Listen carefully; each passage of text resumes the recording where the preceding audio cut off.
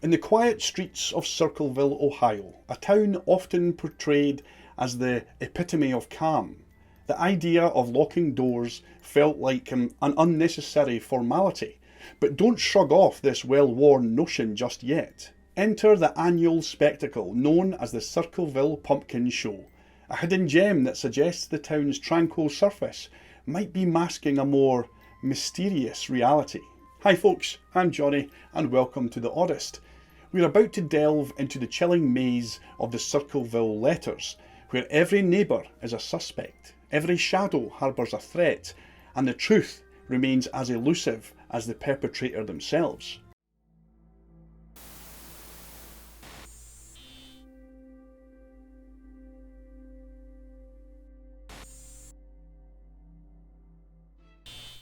Tucked 25 miles south of Columbus, Circleville, with its 13,000 residents, appeared to be a charming haven from a distance. However, in the late 1970s, this seemingly idyllic town underwent a dramatic shift. Instead of a safe haven, Circleville became a stage for a web of rumours and gossip, with corruption and premeditated murder allegations ensnaring its residents. Caught in the midst of this chaos was Mary Gillespie, a local school bus driver who suddenly found herself thrust into a disconcerting reality. In December of 1976, her world took a sinister turn when a strange letter arrived. The message, written in bold, stretched block letters, delivered a chilling warning. Stay away from Massey. Don't lie when questioned about knowing him. I know where you live. I've been observing your house and know you have children. This is no joke. Please take it serious. Everyone concerned has been notified, and everything will be over soon. The foreboding letter carried a weighty undertone, fueled by suggestions of a supposed affair between Mary Gillespie and Gordon Massey, the local school superintendent. True to its promise, the mysterious sender expanded their influence beyond Mary, entangling numerous others in their web of intimidation. Over the ensuing fortnight, residents across Circleville became targets. Letters postmarked from Columbus and without any form of return address landed on doorsteps, exposing intimate details about recipients' lives. These anonymous messages bore not only veiled threats, but also the potential for physical harm or the destruction of careers and personal lives. Some letters even harboured disturbingly graphic drawings, leaving many unsettled as the accusations hit too close for comfort. In this close-knit community, someone possessed a disconcerting knowledge of private matters, and their displeasure hung in the air. The mysterious letter writer cast a wide net, with thousands caught in the crossfire, unsure when the next slanderous revelation might strike. The once perceived tranquility of Circleville now stood tainted by the shadow of the unknown. The atmosphere in Circleville grew increasingly intense. In the aftermath of Mary receiving the initial letter, both she and Superintendent Gordon Massey categorically denied any involvement in this alleged affair. Attempting to shield her husband, Ron Gillespie, from the escalating turmoil, Mary kept this letter and its contents under wraps.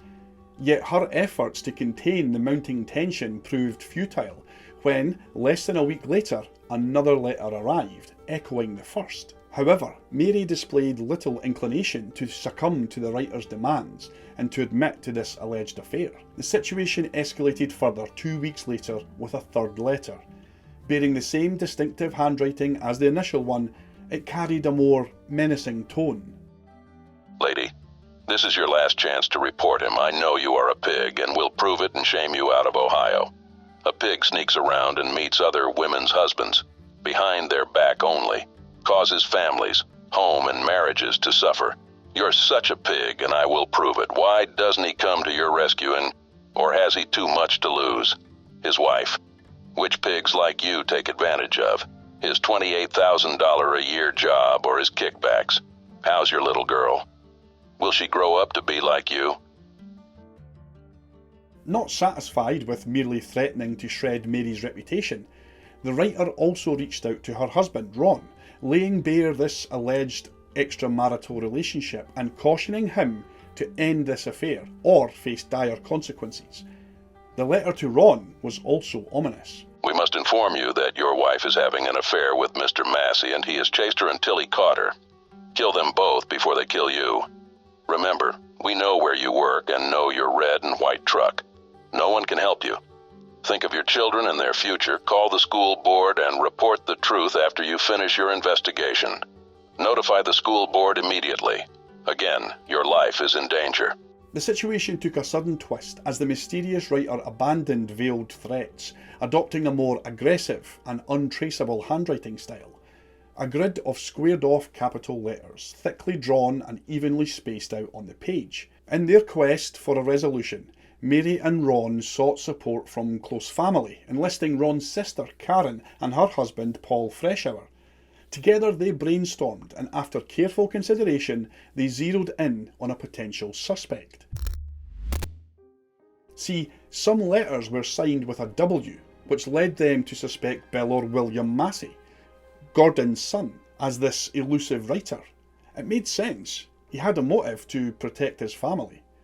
Taking matters into their own hands, Paul wrote letters to William, urging him to stop these threatening messages. Strangely though, the letters ceased for a brief period, only to resume abruptly weeks later. By August of 1977, 9 months into this ordeal, Ron, at home with his children, received a mysterious phone call. The threats to his life, surveillance of his truck, and details about his daily routine, once confined to letters, well, that now extended to a disturbing and ominous phone call, this heightening the harassment and putting Ron and his family on edge. In a burst of anger, Ron slammed down the telephone and grabbed his small .25 caliber pistol and stormed out. It seemed that on that fateful evening, Ron had resolved to confront this elusive letter writer once and for all. Perhaps it was the creepy phone call that pushed him to the edge, or maybe he recognised the voice on the phone. Unfortunately, Ron's true motivations will forever remain a mystery, as he only made it to the end of his street before losing control of his truck, colliding with a large tree, resulting in his tragic death. Pickaway County Sheriff Dwight Ratcliffe led the investigation into Ron's demise. Initially suspecting foul play, he later declared it an accident for reasons known only to those involved.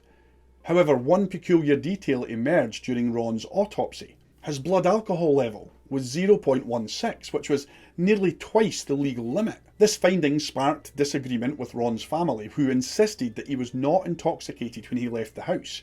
According to family and close friends, Ron was only an occasional drinker who rarely approached outright drunkenness. Adding to the mystery, forensic analysis of Ron's gun revealed it had been fired, discharging one single bullet. However, no bullet holes were found inside the vehicle and no bullet was recovered from within the wreckage. Adding another layer of intrigue, the vehicle was mysteriously sent to the crushers and disposed of only days after this accident. This left behind a cloud of unanswered questions surrounding Ron's untimely death. Despite the tragic passing of Ron Gillespie, the barrage of strange and creepy letters showed no signs of stopping. If anything, it intensified over the years. Mary found herself persistently targeted by mysterious mailings that evolved beyond letters to encompass posters and signs that were scattered throughout the town. The focus remained fixed on her alleged affair, with threats extending beyond job stability to the lives of Mary's children. Just tell your daughter we are going to post some signs about her next year at the bus stops, since you've caused this by what you've done to Mrs. Massey and all knows it. How will you face her? But your type have no conscience, or you wouldn't have hurt Mrs. Massey behind her back. In a peculiar, chilling letter, the writer explicitly mentioned harming Mary's 12-year-old daughter. Between 1977 and 1983, Mary endured a relentless onslaught, accumulating around 39 letters in total. While she bore the brunt of the writer's fixation, she wasn't alone. Residents all over Circleville collectively received thousands of letters during the same period of time, enough to fill the entire storeroom at the Pickaway County Police Station. After enduring 6 years of targeted harassment and grappling with the aftermath of her husband's death, Mary Gillespie and Gordon Massey finally decided to come clean about their affair. So it was true. The mysterious letter writer was in fact right all along in his allegations. Well, not exactly. They adamantly stated that this relationship began in 1979, only after the damaging accusations in these letters, and subsequent to Ron's death and Massey's own divorce. Surprisingly, this revelation failed to quell the relentless writer, who continued the letters, demanding an immediate end to this newly confessed relationship. In February of 1983, the letter writer's attacks on Mary Gillespie reached a disturbing climax. Signs accusing her daughter of an illicit relationship with Gordon Massey appeared along the roadsides of Circleville. Fueled by frustration and anger, Mary reached her breaking point when she encountered one of these signs on her usual bus route. Determined to put an end to the torment, she stopped her bus and approached the sign to tear it down. However, her instincts kicked in when she noticed a curious detail. See, there was a length of twine that hung from a crudely made box that was attached to the back of this sign. Suspicious, Mary removed the entire structure and discovered inside a booby trap. 2 large blocks of styrofoam holding a pistol in place, with the twine connected to the trigger. Initially in disbelief, Mary thought that this gun might just be a starter pistol rather than an actual live firearm. Strangely, instead of immediately reporting this incident to law enforcement, she took this device home. Only after several hours, she eventually drove it to the police station. When the police examined it, they told her that the gun was loaded and it was set to fire if Mary had pulled on the sign by standing in front of it. She would have been shot directly in the face or chest point blank. They also discovered the gun's serial number had been filed off. But despite this, forensics were able to uncover the number, as this would-be assassin done a piss-poor job of scrubbing it off completely. But who did the gun belong to? The gun belonged to a man named Wesley Wells, who worked at a brewing company in Columbus. When police asked them about the gun, they said, well, yeah, it was his, but he recently sold it to his supervisor at work. Who was his supervisor, I hear you ask? Paul Freshour. So, get this. The gun, the smoking piece of the puzzle, actually belonged to Paul Freshour. You know, the guy who was knee-deep in trying to unravel the truth behind Mary's husband's death. Mary and Ron initially turned to him for help, hoping to put a stop to all this menacing writer stuff. When the police got wind of this, well, they decided to have a little chat with Paul. Surprise, surprise, Paul didn't dance around the issue. He owned up to the gun, but get this, it had been stolen a few weeks back, and he just sort of forgot to report it to the police. Ah, classic Paul. Now, according to company records, Paul conveniently took a day off on the very day that this trap was set. I mean, that sounds fishy, right? But hold on, he had an alibi. Still, the sheriff wasn't buying any of this, and he hauled Paul in for questioning. Paul, bless his cotton socks, stuck to his guns. Pun intended. And he claimed that he was being set up. According to him, this letter writer was the puppet master behind this twisted puppet show. On the 25th of February in 1983, Sheriff Radcliffe invited Paul Freshour back to the police station to answer a few more questions regarding the Circleville letters. Freshour was then instructed to copy the handwriting on these letters as best he could, and then the sheriff dictated content from several of these letters for him to transcribe in a strange form of handwriting analysis. Freshour then took the sheriff to his home to show where he would normally keep his gun in the garage. However, the gun was missing. Of course it was, because it was in police custody. Despite Freshour's claim that it had been stolen, Sheriff Radcliffe reached a different conclusion and arrested him on the spot for the attempted murder of Mary Gillespie. On October 24th of 1983, Paul Freshour's trial commenced under intense media scrutiny. I mean, everybody knew about this case by now. Despite pleading not guilty to the charge of attempted murder, Freshour was denied the opportunity to testify in his own defence. This was based on advice by his own lawyer. See, the trial focused on one single charge, and it used 39 letters that were addressed to Mary as evidence, but introducing Freshour's testimony could open the floodgates to over 1,000 letters and postcards involving hundreds of residents, making any defence seem futile given the prevailing sentiment fueled by these letters. Leading up to the trial, local newspapers had already suggested Freshour's guilt, circulating stories that he had admitted to writing these letters, which was obviously false. During the trial, key facts emerged that provided Freshour with a glimmer of hope. Sheriff Radcliffe admitted under questioning that they had instructed Paul on how to copy these letters, specifying the block forms and content that they wanted him to write. Which again, that's a peculiar way of obtaining handwriting samples, don't you think? Sheriff Radcliffe further confirmed that no materials or tools that were used in the construction of that booby trap were found in Freshour's house or garage, and no ammunition for the gun inside that trap was ever discovered. Witnesses reported seeing a man near the booby trap site just 20 minutes prior to Mary's discovery. The man stood next to an orange Chevrolet El Camino, a car Freshour did not own or recognise, and the description did not match Freshour's appearance. Oddly, there was a discrepancy in the colour of the car, because it was initially described as yellow, but changed to orange during the trial. We'll come back to that. Despite providing an alibi for the entire day that the trap was found, and these facts presenting a relatively strong defence, Paul Freshour was found guilty of attempted murder, and he was sentenced to 7 to 25 years in prison. With Paul behind bars, Circleville hoped for some relief, but the letters persisted, spreading beyond the town's residents. Even from his cell in Lima Correctional Institution, nearly 100 miles northwest of Columbus, Paul received a letter with the familiar squared-off block capital letters. Freshour.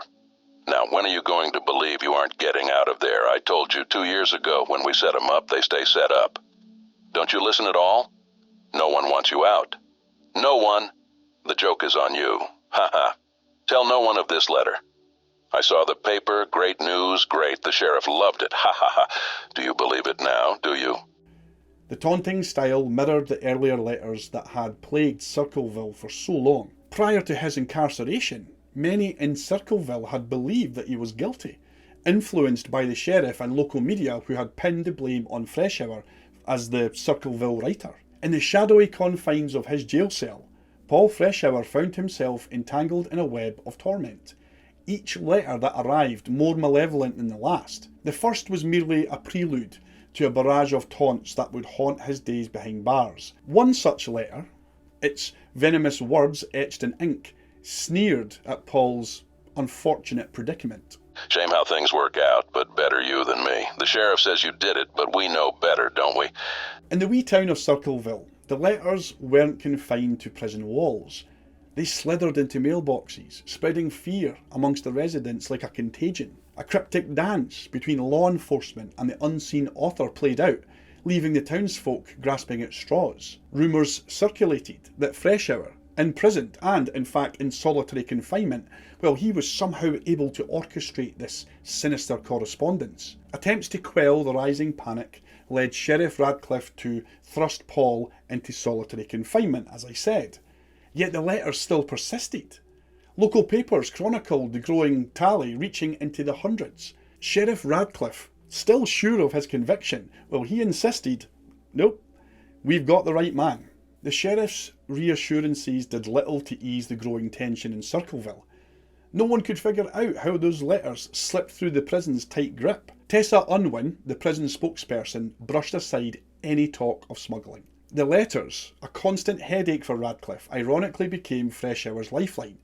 Seeking parole in 1988, he faced rejection. Desperation drove him to undergo 3 polygraph tests, acing each one, but justice moved at a snail's pace. Denied parole again in 1993, Freshour remained behind bars. Finally, in 1994, after 15 years in jail, cracks started to appear in the case. Prison wardens doubted Freshour's role in this letter onslaught. His appeal was granted and he tasted freedom. Yet the haunting letters still continued. After his release, Paul Freshour painstakingly compiled a 176-page document, a testament to his unwavering claim of innocence. Examining press coverage, trial transcripts and official records, it exposed corruption within Circleville's law enforcement. He sent this to the FBI, and the cover letter, it was pretty direct and straight to the point. Freshour's narrative unfolded like a dark tapestry, letters laced with arsenic and a conspiracy by Sheriff Radcliffe to protect his reputation. This, Freshour argued, was just the beginning of the corruption iceberg, accusing the sheriff of financial mismanagement and manipulating crime figures. He then goes on to assert that one of the prosecutors in his trial was also trying to cover up their own significant and unsavoury mess. See, Freshour claimed that crucial details about the case, particularly those involving a local school teacher, Vicky Koch, who herself was a victim of an unsolved murder, well, they were being buried and kept hidden from the public's view. He even goes as far as outright accusing the prosecutor of murder, citing an illicit pregnancy between herself and the prosecutor as a motive. According to Freshour, if these details were revealed by the letters, it would have destroyed the prosecutor's legal career. In a dramatic twist, Freshour alleges that one of the letters threatened to dig up the bones of a baby from the cemetery and mail them across the country if outside investigations didn't intervene in this murder case. He claims that the sheriff attempted to cover all of this up. Freshour levels accusations of deep-seated corruption against local law enforcement, contending that his arrest, trial and incarceration were orchestrated to further the careers of those in power and paint the sheriff as a local hero for solving this case. This was despite the fact that the letters persisted while he was in jail and in solitary confinement. He also accuses the sheriff of spreading rumours that he was writing the letters from jail, suggesting that the covered up information was intentional to prevent the truth from emerging on a grand scale. As if this tangled web around the Circleville letters case wasn't tightly wound enough, enter journalist and private investigator Martin Yant. In 1993, Yant investigated the Circleville letters case for an article that he was writing for the Columbus Alive. Piecing together contemporary statements and a communication in early 2017 with a user from the Unsolved Mysteries online message boards, Yant tells a tale of two parts with two distinct letter writers. In the first part, Yant claims that the original letter writer was a man called David Longberry, who worked at a local school and had an infatuation with Mary. After Mary rejected his advances, Yant theorises that Longberry, in a jealous rage, embarked on an epic journey of writing thousands of letters over many years as a way to get back at her. The second part of Yant's conclusions concerns Freshour and his divorce from ex-wife Ron Gillespie's sister, Karen Sorek, in 1983. In the months preceding his arrest for attempted murder, Freshour was navigating a pretty messy divorce. Karen, caught by Paul having an affair, had lost everything in the divorce settlement, including her home and custody of their two children. After their divorce, well, she settled into a trailer on Mary Gillespie's land. During her stay there, she confided in Mary, pointing fingers at Paul as the infamous Circleville writer. Without hesitation, Mary rushed to Sheriff Radcliffe with this bombshell of information, which obviously led to Paul's arrest in less than 2 weeks. Following Paul's incarceration, Karen found herself regaining everything that she had lost in the divorce settlement. The house, custody of the children, and even Paul's pension all fell into her lap.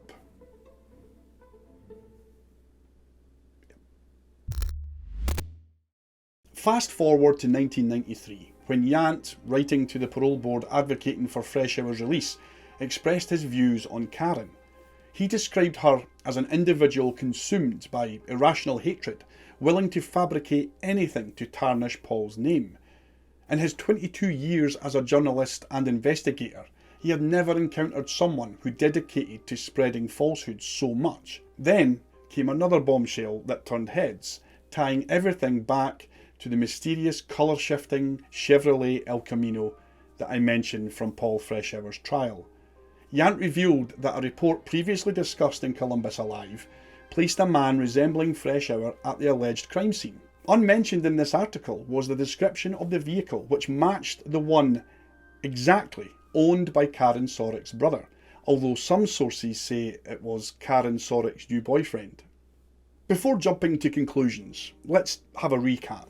A tale of an anonymous letter writer driven to expose an affair between Mary Gillespie, a school bus driver, and Gordon Massey, the school superintendent. The plot thickens with accusations, arrests, and a web of connections that challenges the very foundation of the story. In the shadowy backdrop of Circleville lies a tale riddled with unsolved deaths, Ron Gillespie, Mary's husband, and later on school teacher Vicky Koch. The bitter divorce saga suggests a sinister framing of Paul Freshour, imprisoning him for over a decade. Whispers of corruption echo through the Pickaway County legal system, and over 2 decades witnessed the emergence of thousands of disturbing letters. Yant's narrative introducing a two-writer theory potentially unravels the mystery of the Circleville writer. Yet with David Longberry as a suspect, as he says, well, motive aligns for letters to Mary and Ron, but what prompts him then to harass a multitude of individuals on diverse matters that are unrelated to him? Whether Paul's claims of corruption hold truth, well, that remains a mystery. His meticulous documentation, which was sent to the FBI, and a persistently maintained website until his death in 2012, well, they all indicate a certain confidence in his allegations. However, official investigation or not, the veracity of these claims may forever elude us. At the heart of Ron's mysterious demise, the abrupt shift from foul play to accidental by the sheriff, well, that should raise some eyebrows.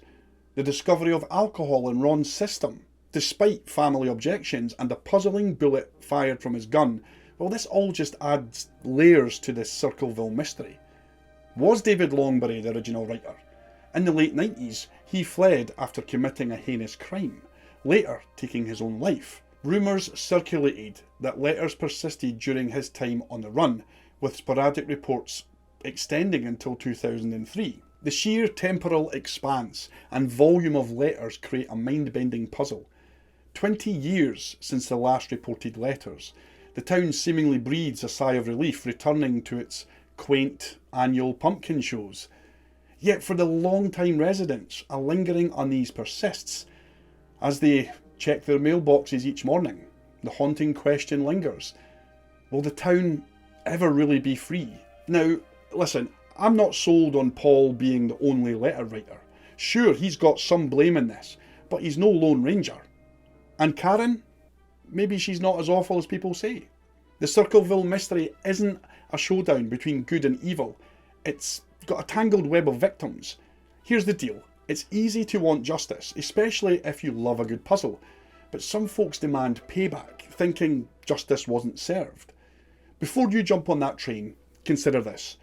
These families and the community at large, well, they've endured over 2 decades of turmoil. Haven't they been through enough? So whether you're into solving mysteries for the thrill or seeking justice, take a moment to think about the lives affected before you demand someone pays the price.